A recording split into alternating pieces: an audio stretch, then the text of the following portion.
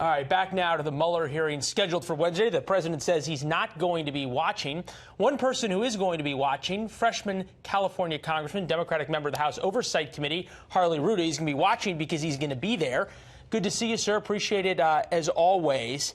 The president says, look, there's already been an impeachment vote by the Democrats, and this is just more and more fodder over something that's been traipsed over. What are you hoping to get from Mueller that leads you to something bigger or perhaps more votes for impeachment?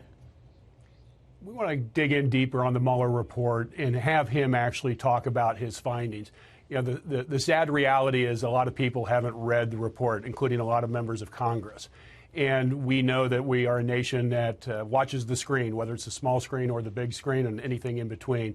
And I think Mueller is going to bring forth the personal understanding of what that investigation entails, how deep it is, how wide it is, and why it's so important for all Americans to dig in. He laid out the scale of it in 400-plus pages. He gave his statement, right. and he said, any testimony I give will not go outside the four corners of this report. What's the plan for you guys? If he just simply says, look, I'll refer you to page X in the report and reads from the report over and over and over again, how do you get him off of that?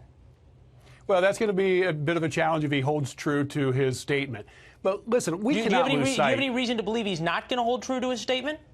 I think he'll get a little bit broader than he has and go to the underlying evidence. Why do you believe that? Leland, we cannot lose sight of the fact that the first half of the entire report is about Russia. Why do you believe that he's going to do something directly contradictory to what he said he was going to do?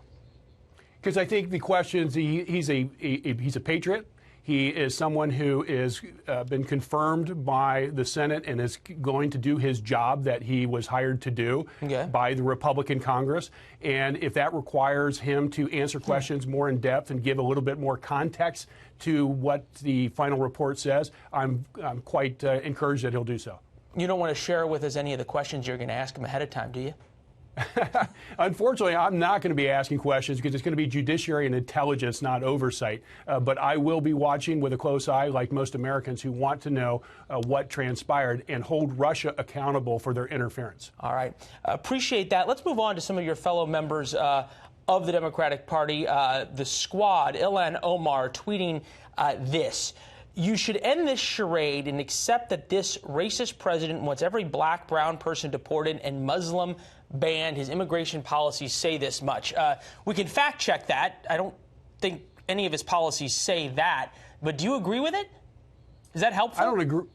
I don't agree with any of this rhetoric going on, and I've called out both sides. This is not moving us forward as a country to serve our communities and the issues that affect us every day. And when you think about how much time has been spent by the media, as well as the individuals involved in this, it is taking us away from what we need to be focused on. Okay. All right, Congressman, we really appreciate it as always. See you in San Diego.